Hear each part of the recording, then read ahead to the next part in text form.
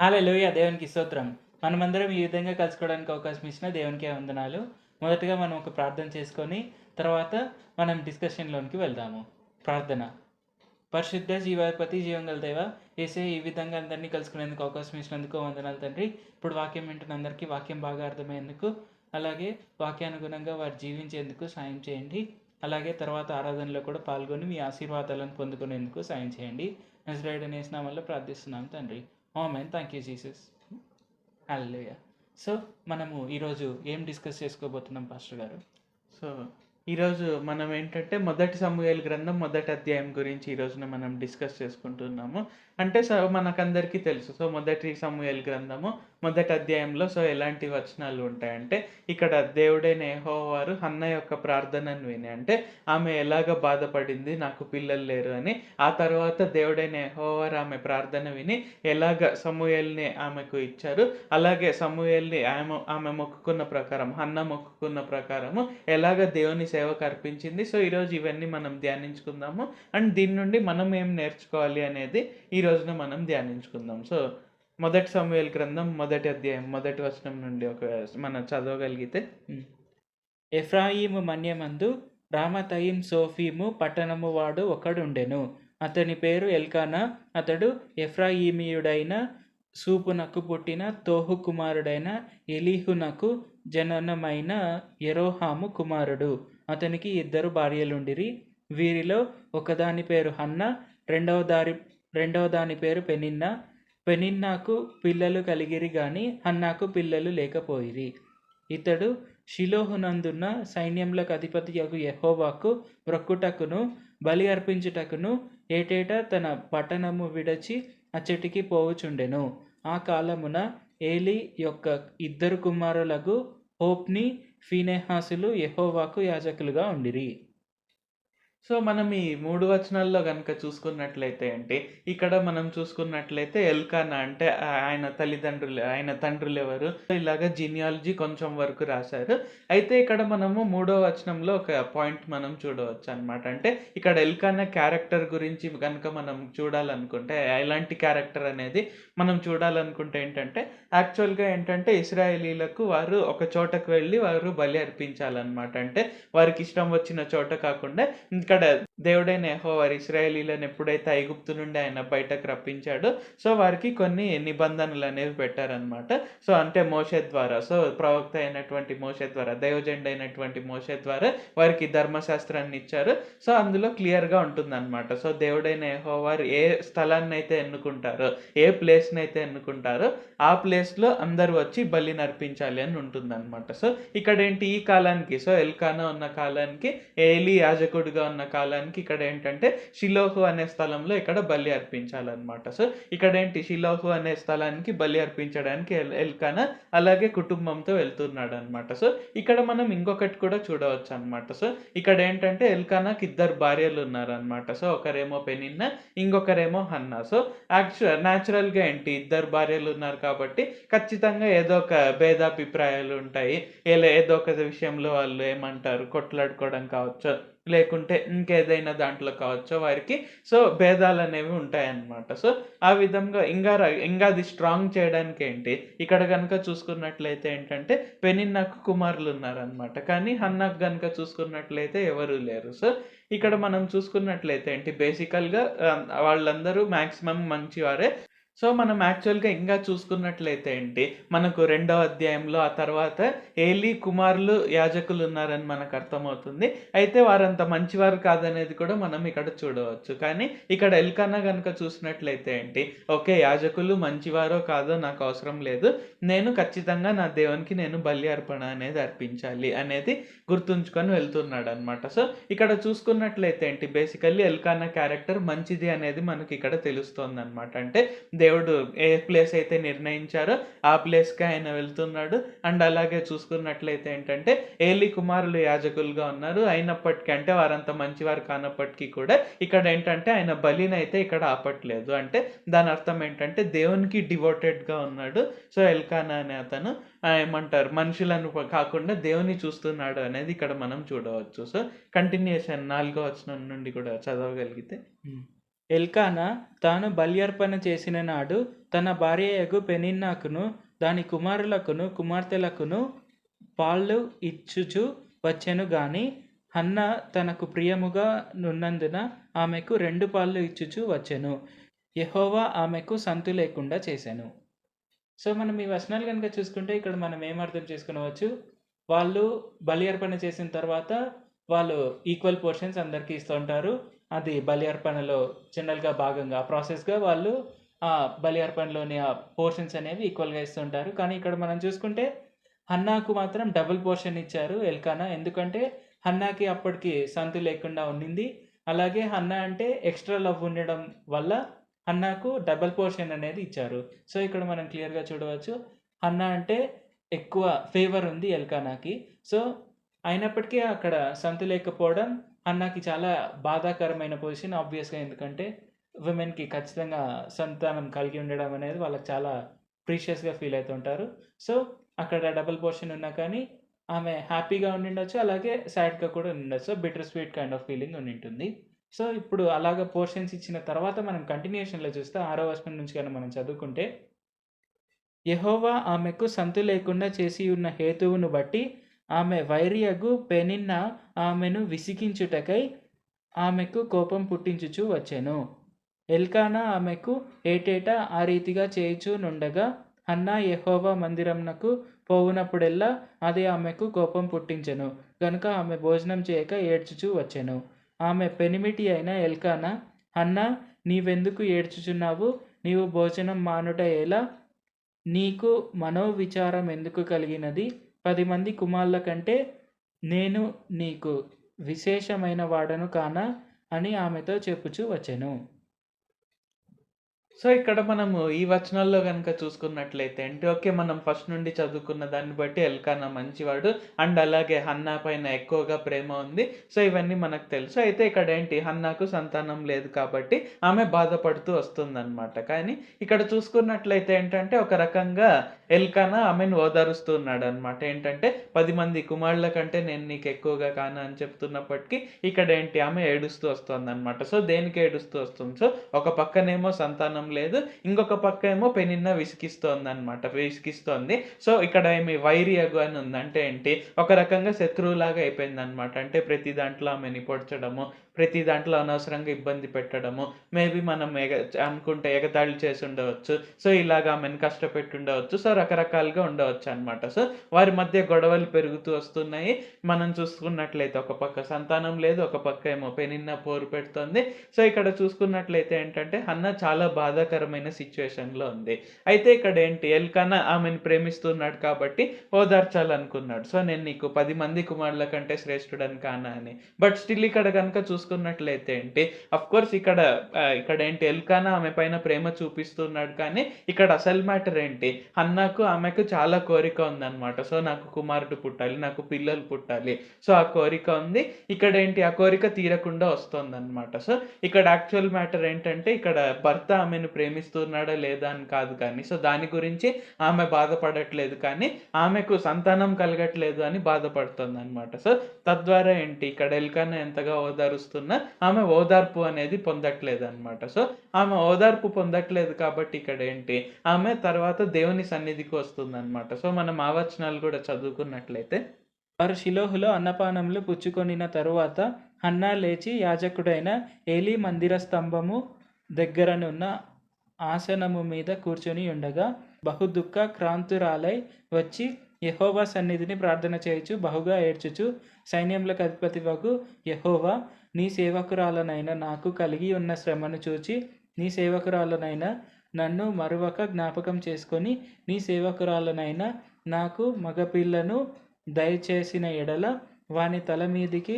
క్షౌరపు కత్తి ఎన్నటికిని రానియక వాడు బ్రతుకు దినములన్నిటను నేను వానిని యెహోవా వగు నీకు అప్పగింతునని మొక్కుబడి చేసుకొనెను.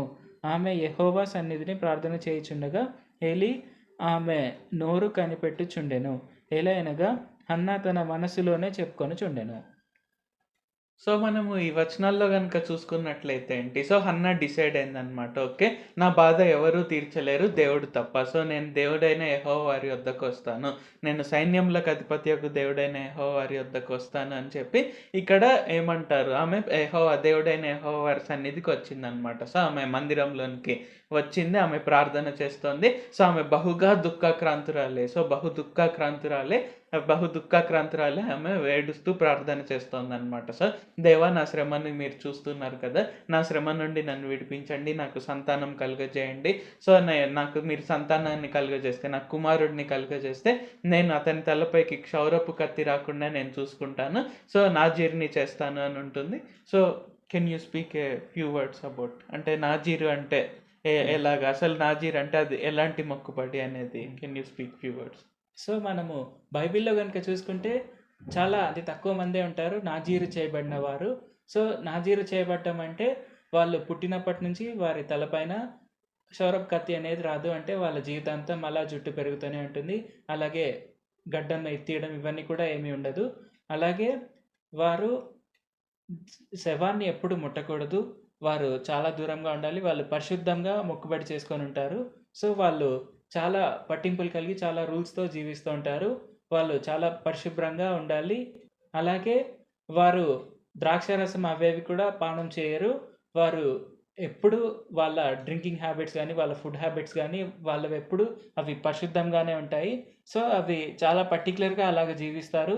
మనం బైబిల్‌లో కొన్ని ఎగ్జాంపుల్స్ కనుక చూసుకుంటే సంసోను, అలాగే సం సమూయేలు, అలాగే ఇంకా మనకు దేవుడైన యేసుప్రభు వారు కూడా నాజీరులుగానే ఉండినారు ఈ భూమి పైన. సో, ఇవి మనకు తెలిసిన కొన్ని ఎగ్జాంపుల్స్. నాజీర్‌గా వాళ్ళు వాళ్ళు ఈ భూమి పైన ఉన్నప్పుడు జీవించిన వారు.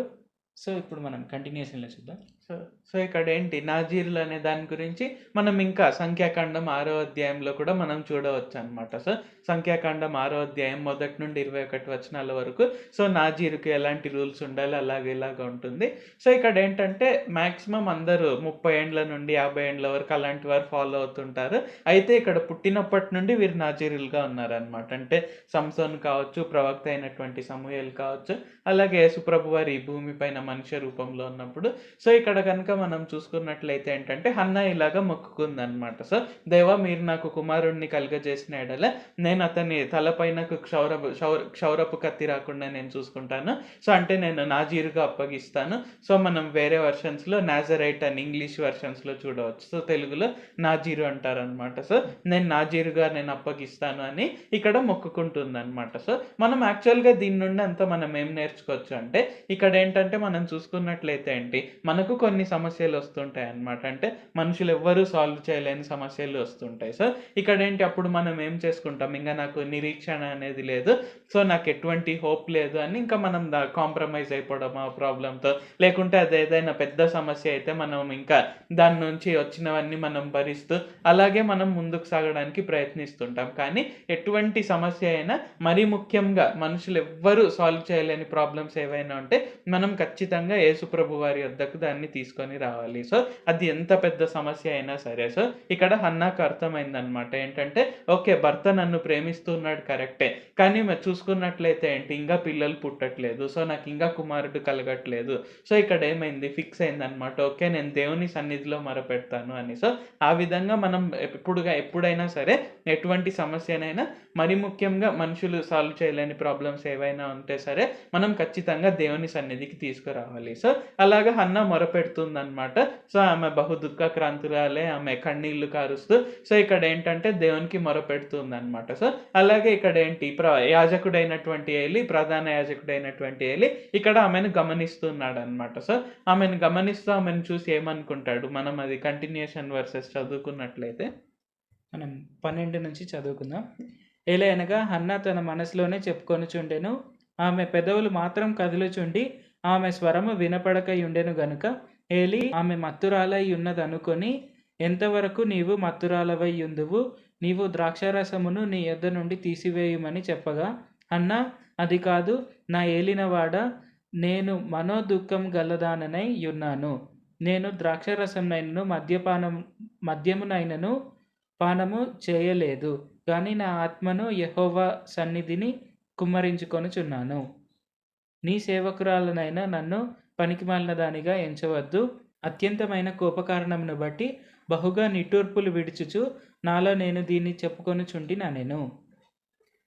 సో, ఇక్కడ ఈ వచనాల్లో గనుక మనం చూసుకున్నట్లయితే ఏంటి, ఇక్కడ యాజకుడైన ఏలి ఆమెను ఒక రకంగా అపార్థం చేసుకున్నాడనమాట. మేబీ అంతకుముందు ఇంకా అంటే భక్తి లేని వారు కావచ్చు, సో మేబీ భక్తి లేని ఆడవారు వచ్చి కావచ్చు, లేకుంటే మగవాళ్ళు కావచ్చు, మేబీ వారు తాగి వచ్చి ఉండొచ్చు మందిరానికి. సో సంథింగ్ వాట్ ఎవర్ ఏంటంటే ఇక్కడ మేబీ ఆమె బిహేవియర్‌ని చూసి అంటే ఆయనకు సరిగ్గా అర్థం కాక ఇక్కడ అపార్థం చేసుకున్నాడనమాట. సో ఒక రకంగా చూసుకున్నట్లయితే ఏంటంటే ఆమెను గద్దించాడనమాట. సో నీ నీ యొద్ద నుండే మద్యాన్ని తీసివేయి, నీ దగ్గర ఉండే మద్యాన్ని తీసివేయి, ఇంకా మత్తురాలై ఉండకు అని ఆమెను గద్దించినప్పుడు ఇక్కడ ఏంటి, ఇక్కడ ఆమె ఒక రకంగా చూసుకున్నట్లయితే ఏంటంటే దురుసుగా మాట్లాడుండవచ్చు. సో ఇప్పుడు కాలంలో మనం చూసుకున్నట్లయితే ఏంటి, మనలో చాలా మంది మనుషులు సో మనల్ని ఎవరైనా అనుకోకుండా ఏదైనా ఒక మాట అంటే మనం చాలా దురుసుగా మనం బదిలిస్తుంటాం అనమాట. అంటే నన్నే ఎలాగంటావు, నన్ను అనడానికి ఎంత ధైర్యం నీకు, నువ్వు ఇలాగంటే నేను ఇంకా 10 అనగలుగుతాను. సో రకరకాలుగా మనం అంటుంటాం అనమాట. కానీ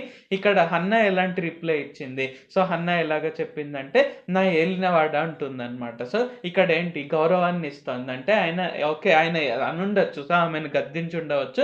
సో ఒక రకంగా చూసుకున్నట్లయితే ఏంటి అందులో ఆమె తప్పేమి లేదు, ఆయననే అపార్థం చేసుకొని ఆమెను గద్దించాడు. బట్ స్టిల్ ఇక్కడ ఏంటంటే ఆయన యాజకుడు అనేది గుర్తుంచుకొని ఇక్కడ హన్నా ఆమెకు గౌరవాన్ని ఆయనకు గౌరవాన్ని ఇస్తుంది అనమాట. సో అలాంటి గౌరవాన్ని మనం ఇతరులకు ఇవ్వాలి. అండ్ ఎస్పెషల్లీ యాజకులకు అంటే పాస్టర్స్ కావచ్చు, అలాగే ప్రవక్తలకు కావచ్చు, దైవజనులకు కావచ్చు, సో అలాంటి గౌరవాన్ని మనం ఇవ్వాలి. అంటే ఆఫ్ కోర్స్ ఎవరో ఒకరు మనల్ని అనుకోకుండా ఎవరో ఒకరు మనల్ని తిట్టొచ్చు, మనల్ని అవమానించొచ్చు.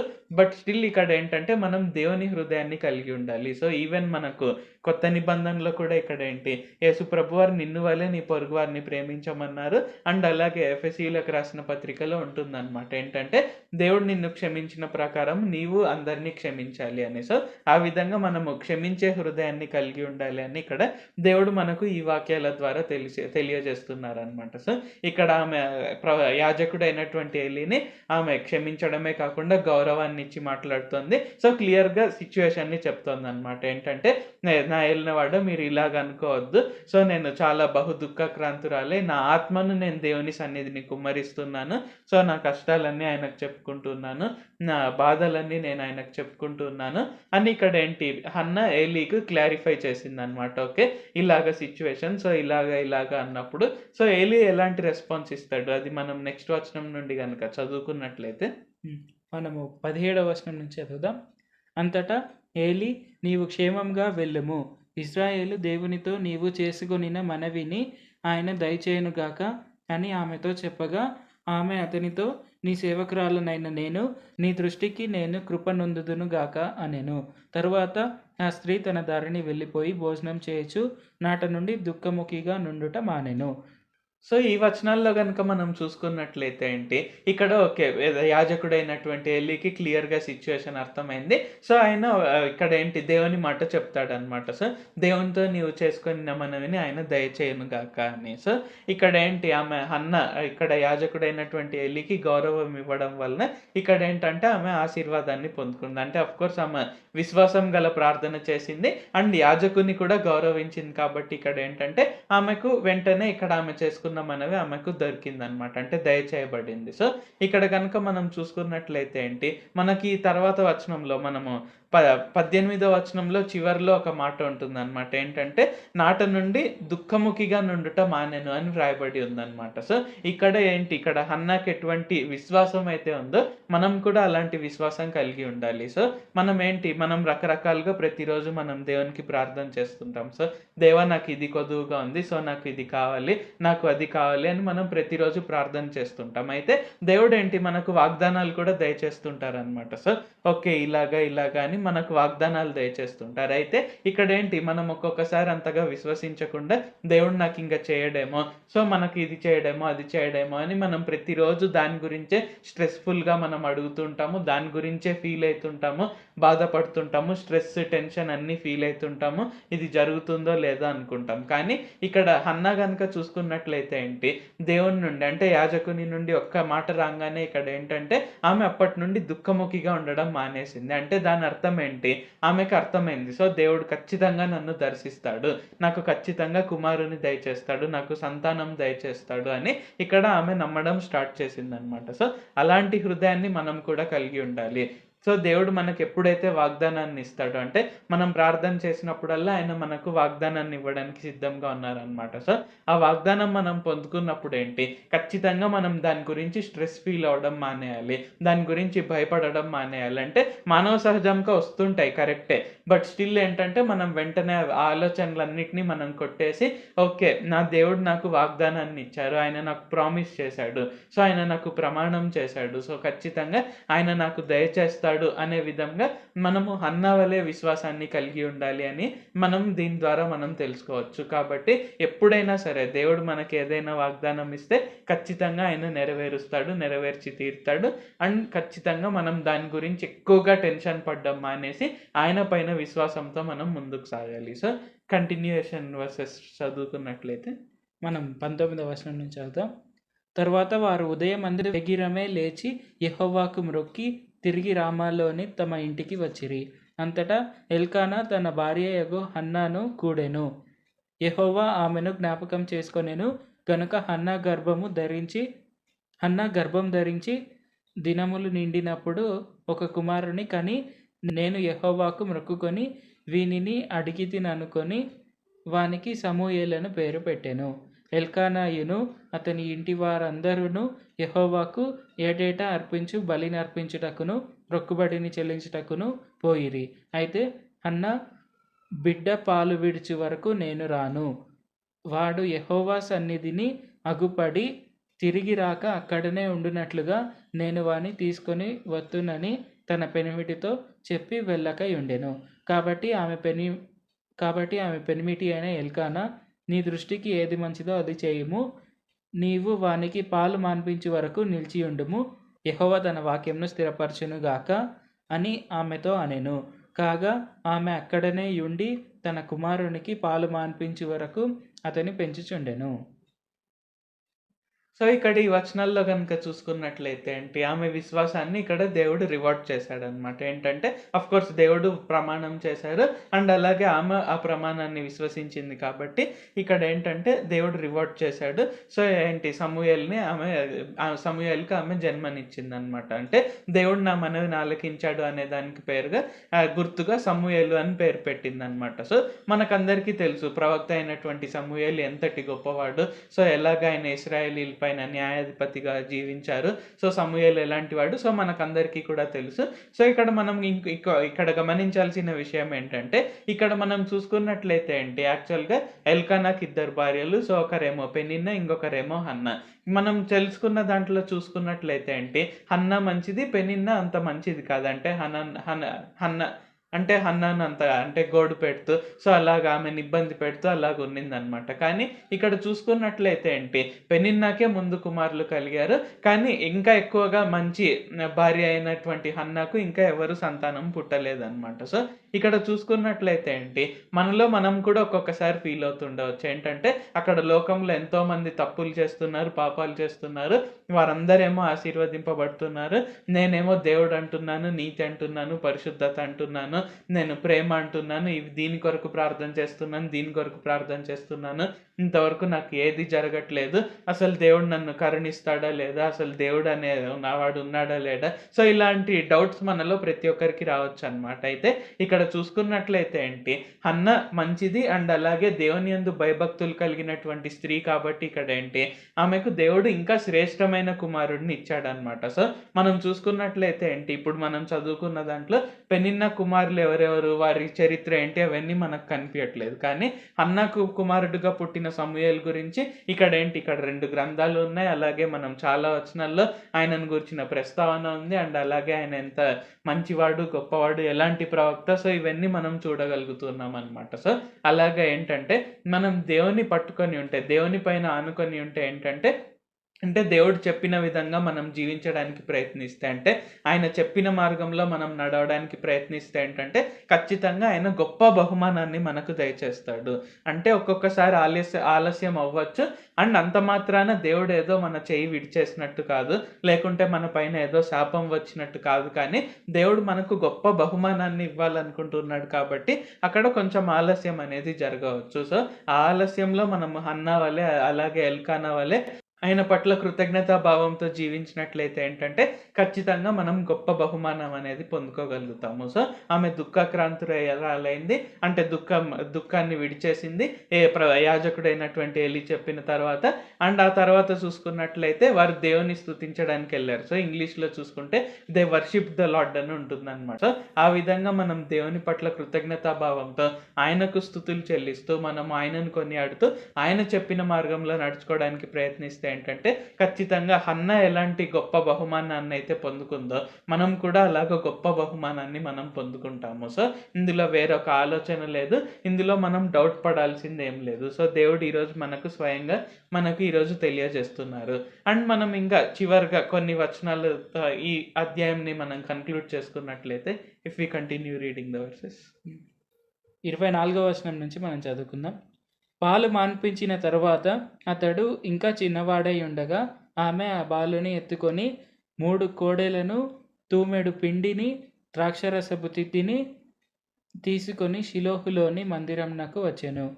వారు ఒక కోడెను వధించి పిల్లవానిని ఏలి యొద్దకు తీసుకొని వచ్చినప్పుడు ఆమె అతనితో ఇట్లనెను, నా ఏలినవాడా, నా ఏలినవాని ప్రాణం తోడు, నీ యొద్ద నిలిచి యెహోవాను ప్రార్థన చేసిన స్త్రీని నేనే. ఈ బిడ్డను దయచేయమని యెహోవాతో నేను చేసిన మనవిని ఆయన నాకు అనుగ్రహించెను. కాబట్టి నేను ఆ బిడ్డను యెహోవాకు ప్రతిష్ఠించుచున్నాను. తాను బ్రతుకు దినములన్నిటను వాడు యెహోవాకు ప్రతిష్ఠితుడని చెప్పెను. అప్పుడు వాడు యెహోవాకు అక్కడనే మ్రొక్కెను.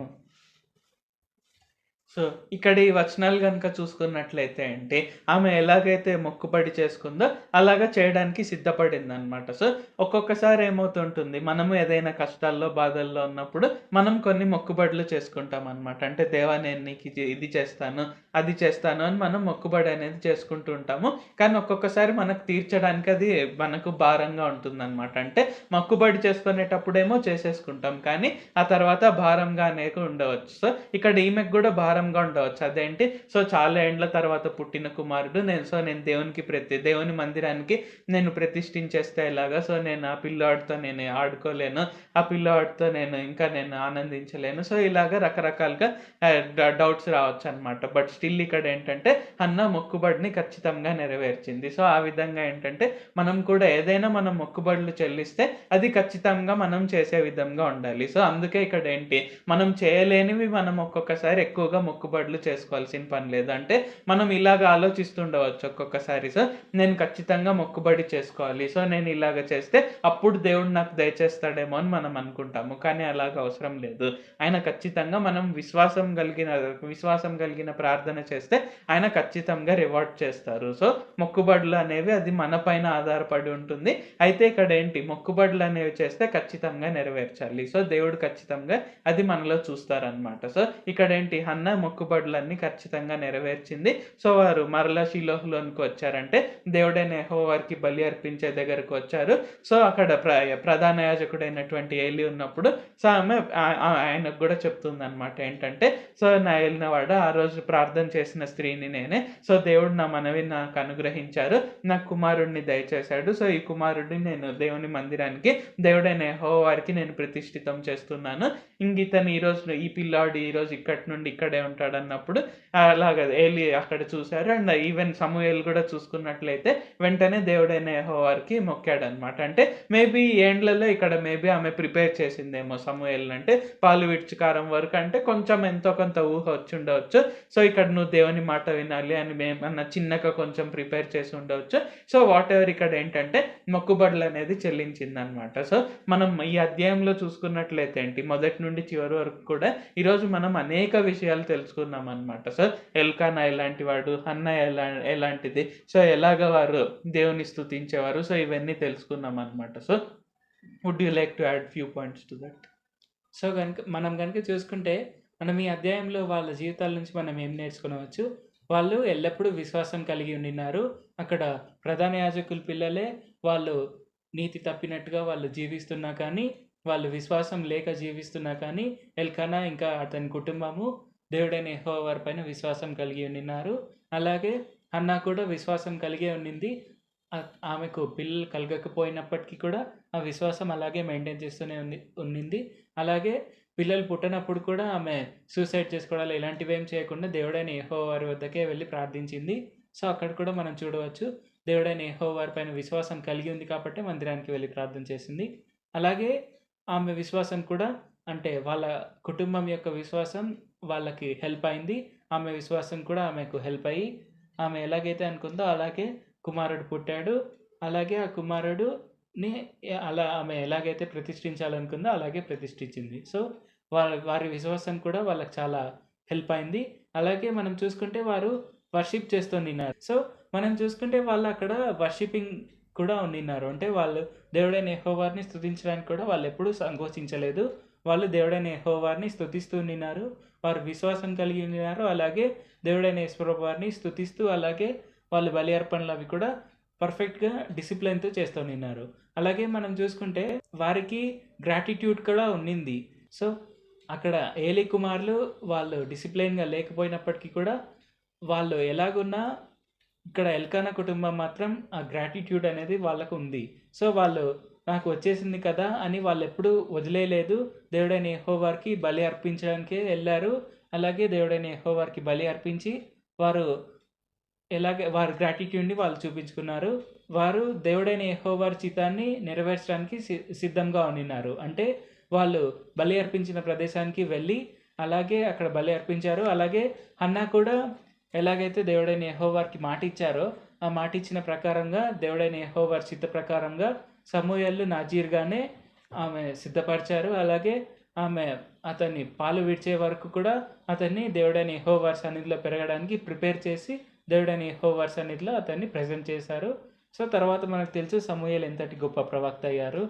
ఎంతటి గొప్ప మహారాజులను ఆయన ఎన్నుకున్నారో, ఎంతటి గొప్ప న్యాయాధిపతి అయ్యాడో ఇది మనం అన్నీ క్లియర్‌గా చూసుకొనవచ్చు.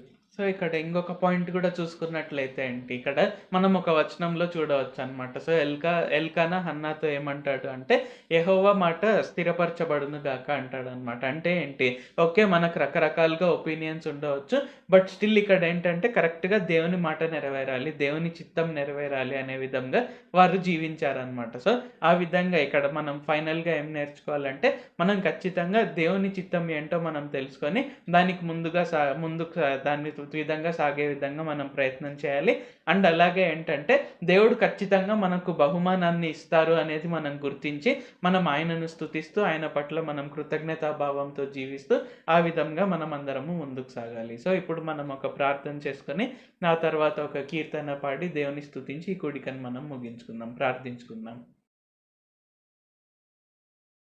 ప్రభువా, దేవా, సర్వాధికారి, మాకు ఇంకొకసారి ప్రార్థించుకునేందుకు అవకాశం ఇచ్చినందుకు వందనాలు తండ్రి. మీరు మా కొరకే చేసిన ప్రతి ఒక్క మేలుని బట్టి మీకు వందనాలు, స్తుతులు, స్తోత్రాలు తండ్రి. దేవా, ఈరోజు మీరు మాతో మొదటి సమూయేలు గ్రంథం మొదటి అధ్యాయం ద్వారా మాట్లాడిన విధానంని బట్టి వందనాలు తండ్రి. ఎల్కానా, హన్నా వారు మంచివారైనప్పటికీ వారికి పిల్లలు పుట్టడం ఆలస్యమైంది. బట్ స్టిల్ వారు మీ పట్ల విశ్వాసం కలిగి జీవించారు, మీ పట్ల కృతజ్ఞతాభావంతో జీవించారు అనేది మాకు తెలియజేసినందుకు వందనాలు తండ్రి. ఇంకా ఆమెకు పిల్లలు పుట్టనప్పటికీ కూడా స్టిల్ ఆమె బలి అర్పణ అర్పించడానికి మీరు నియమించిన షిలోహు అనే ప్రదేశానికి వచ్చి వారు బలి అర్పణను అర్పించారు, వారు మిమ్మల్ని స్తుతించారు, వర్షిప్ చేశారు. ఇవన్నీ మాకు తెలియజేసినందుకు వందనాలు తండ్రి. కావున మేము ఎప్పుడు కూడా పరిస్థితికి సంబంధం లేకుండా ఖచ్చితంగా మీరు సృష్టికర్త, మీరు మా రక్షకుడు అనేది మేము గుర్తుంచుకొని ఆ విధంగా మీ పట్ల విశ్వాసంతో, మీ పైన విశ్వాసంతో, మీ పట్ల కృతజ్ఞతాభావంతో జీవిస్తూ మిమ్మల్ని ఎప్పుడు స్తుతించే హృదయాన్ని మాకు దయచేయండి. మా హృదయాన్ని సున్నిత హృదయంగా చేయండి తండ్రి. మా హృదయాల్ని విశాలపరిచి మీరు మాకు ఎలాంటి మేలులనైతే చేస్తున్నారో అది మేము గుర్తుంచుకొని మేము వాటి గురించి మిమ్మల్ని స్తుతించే హృదయాన్ని మాకు దయచేయండి తండ్రి. అండ్ అలాగే ఆమెకి ఇంకా సాల్వ్ కాదు అని ప్రాబ్లం తెలిసినప్పుడు దానికి వదిలేకుండా మీ వద్దకు వచ్చి దుఃఖాక్రాంతురాలై ఆమె ఆత్మను మీ సన్నిధిని కుమ్మరించింది తండ్రి. ఆ విధంగా మా జీవితాల్లో జీవితాల్లో కూడా ఏదైనా మేము ఇంకా తీర్చలేని సమస్యలు ఉన్నాయి, ఇంకా మా వల్ల ఎవరి వల్ల కాదు అన్నప్పుడు మేము అలాగ వదిలేకుండా మేము మీ వద్దకు వచ్చి మేము ఆ ప్రాబ్లం యొక్క సొల్యూషన్ని మేము పొందుకొనుటకు సహాయం చేయండి తండ్రి. మీరు మాకు గొప్ప బహుమానాన్ని ఇస్తారు అనేది మేము గుర్తుంచుకొని మేము మిమ్మల్ని ఎప్పుడూ విడిచిపెట్టకుండా మేము ఎప్పుడు మీరు చెప్పిన మార్గంలో నడుస్తూ మేము ముందుకు వెళ్ళటకు సహాయం చేయండి. మీ మాటను స్థిరపరిచే వారంగా ఉండుటకు సహాయం చేయండి తండ్రి. ఆ విధంగా గొప్ప బహుమానం మేము పొందుకున్న తర్వాత మీ పట్ల కృతజ్ఞతాభావంతో జీవించుటకు సహాయం చేయండి తండ్రి. మిమ్మల్ని విడిచిపెట్టకుండా ఇంకా వచ్చేసిందిలే అని మేము విడిచిపెట్టకుండా మేము కృతజ్ఞతాభావంతో జీవించుటకు సహాయం చేయండి. నజరేయుడైన సర్వశక్తిగల యేసుక్రీస్తు నామంలో ప్రార్థిస్తున్నాం తండ్రి. Amen. Thank you Jesus. So దేవుడు మనల్ని అందరినీ ఆశీర్వదించును గాక. సో మనం ఎల్కానా వలె అలాగే హన్నా వలె మనం అందరం జీవిస్తూ, అంటే దేవునికి విధేయులమై మనం జీవిస్తూ, ఆయన మాట స్థిరపరిచే వారంగా జీవిస్తూ, ఆయన ఇచ్చే గొప్ప బహుమానాన్ని పొందుకుంటూ ఆయనను స్తుతిస్తూ కృతజ్ఞతాభావంతో మనం అందరం జీవిద్దాము. సో ఇప్పుడు మనము మహోన్నతుడా అనే పాట ద్వారా మనం దేవుని ఆరాధించుకొని స్తుతించుకొని ఈ కూడికను మనం ముగించుకుందాం. మహోన్నతుడా, అద్భుతాలు చేయువాడా, నీ వంటి వారు ఎవరు, నీ వంటి వారు లేరు.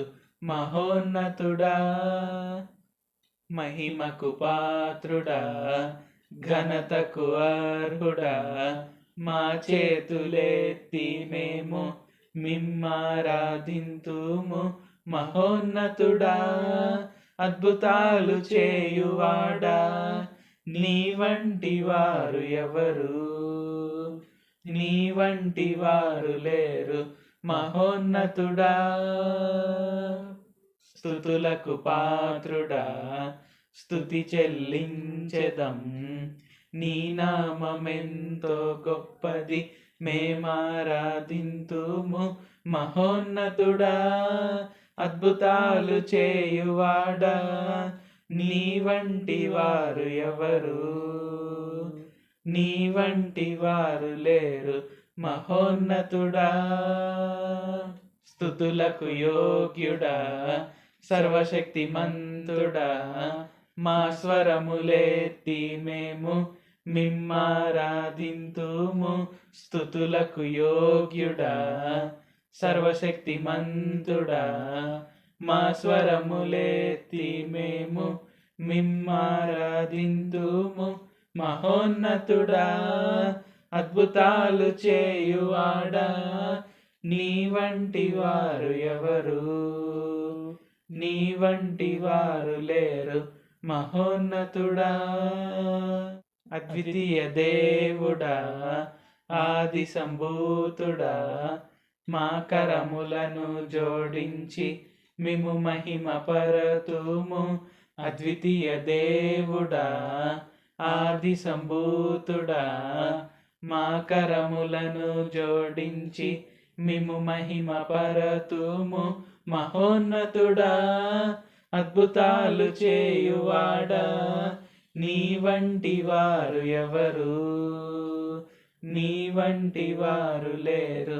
మహోన్నతుడా, అద్భుతాలు చేయువాడా, నీ వంటి వారు ఎవరు, నీ వంటి వారు లేరు. మహోన్నతుడా. హల్లెలూయా, హల్లెలూయా. సో మనమందరం కూడా దేవుని స్తుతించాలి. ఆయన మహోన్నతుడు, అద్వితీయుడు. ఆయన మనకందరికీ సృష్టికర్త, మనల్ని అందరినీ రక్షించే దేవుడు, నిత్య జీవానికి మనల్ని అర్హులుగా పాత్రులుగా చేసే దేవుడు. కాబట్టి ఖచ్చితంగా మనం ఆయనను స్తుతిస్తూ, సో హన్నా ఎల్కానా ఎలాగైతే దేవుని స్తుతిస్తూ వారి జీవితాన్ని సాగించారో మనము ఆ విధంగా సాగించాలి. సో దేవుడు మనల్ని అందరినీ ఆశీర్వదించును గాక. సో మనం అందరం తిరిగి కలుసుకునే వరకు దేవుడు మనల్ని అందరినీ ఆశీర్వదించును గాక. God blesses all.